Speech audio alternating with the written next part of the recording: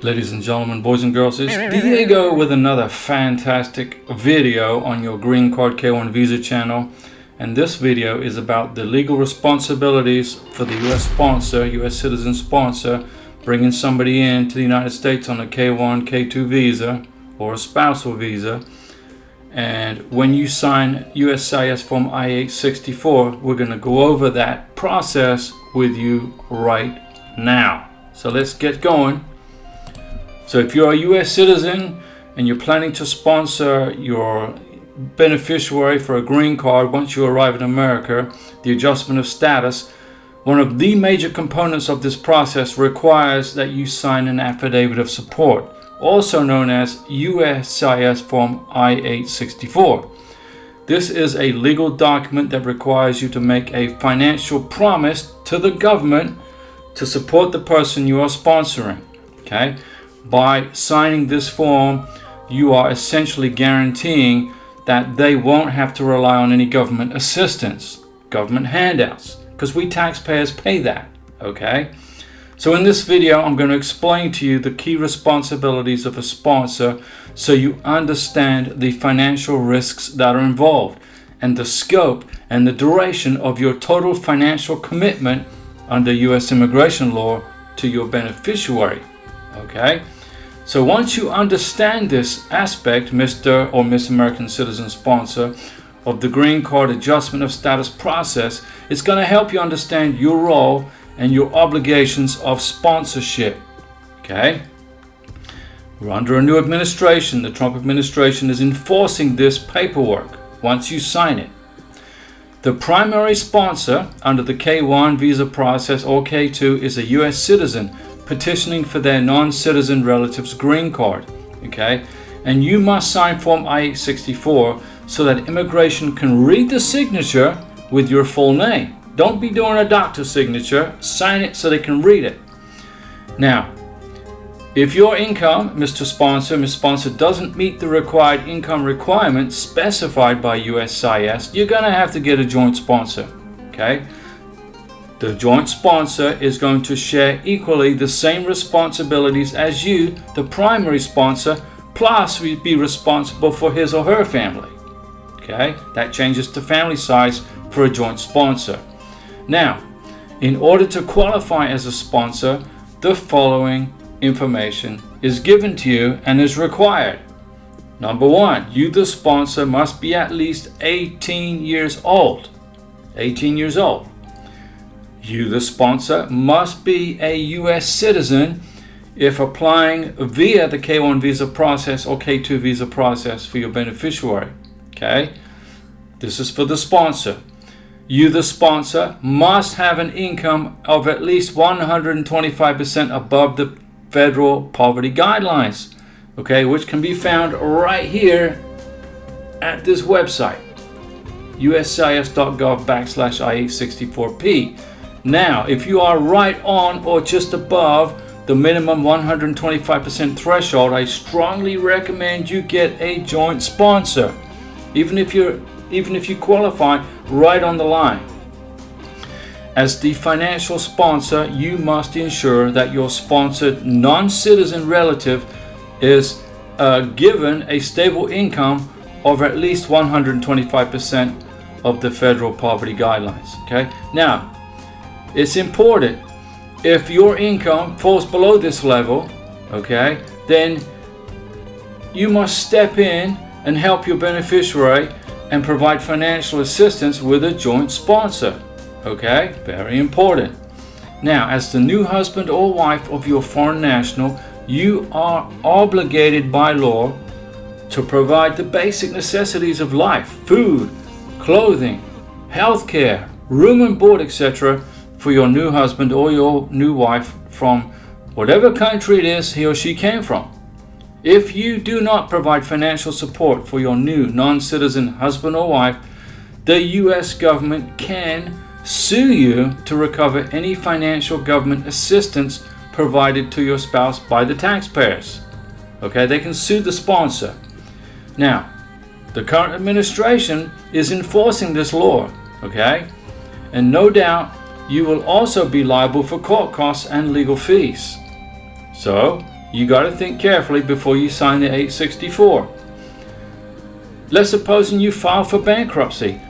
This will not absolve you from your obligations under Form 864, Mr. American Citizen, Miss American Citizen sponsor. These obligations will continue beyond any bankruptcy hearings or proceedings. Okay?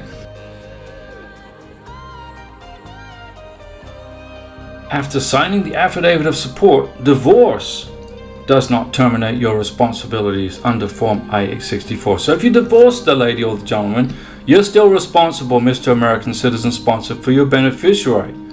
Okay? So if you originally sponsored your spouse and you are now divorced, it happens, right?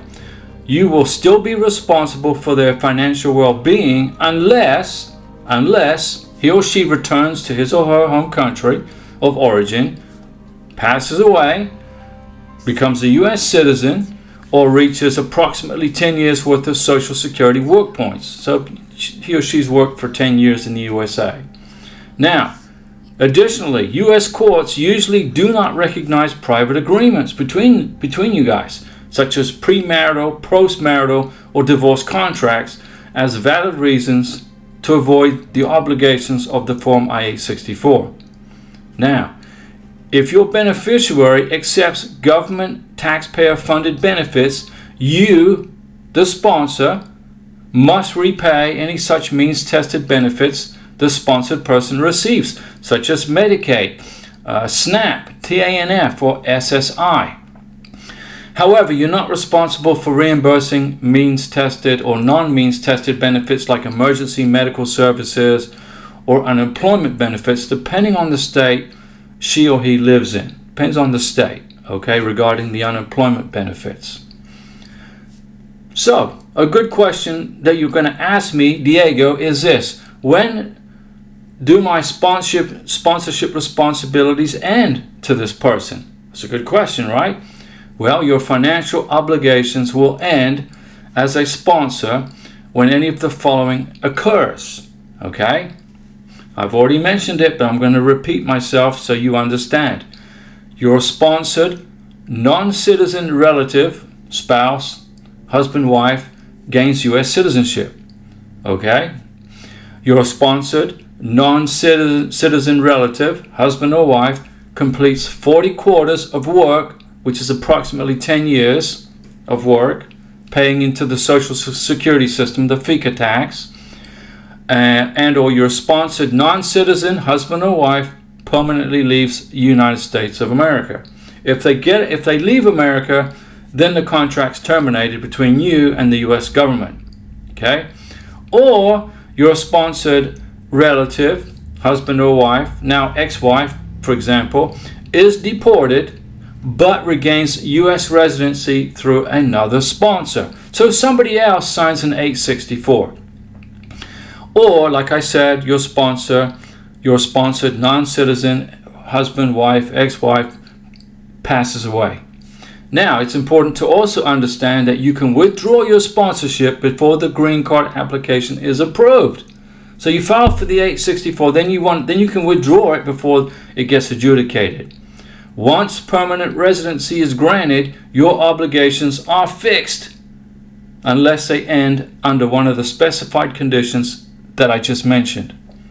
As the American citizen sponsor filing for a green card via a K-1 or a K-2 visa approval, by signing Form I-864, it carries substantial legal responsibilities, and this video is here to help you understand those. It is imperative that you, Mr. or Mrs. Sponsor, understand your legal obligations before proceeding with sponsorship. Before you even file for the K-1 visa, watch this video.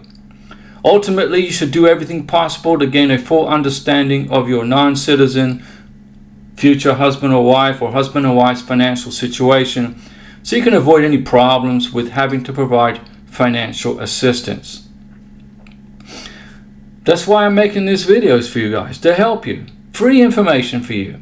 Thanks for watching. See you at the next live stream. Don't forget to sign up as a member of this channel if you want to contact me by my cell phone or by my email address for personal one-on-one assistance, okay, over the phone. Now, I'm not an immigration attorney. I don't give you any legal advice, and I do not work for USCIS. But I got over 12 years experience helping hundreds and hundreds of people reach their dream of K-1 visa, spousal visa, and green card approvals, including my beautiful wife Karina from beautiful Venezuela, who will file for her 10-year green card in March of 2026.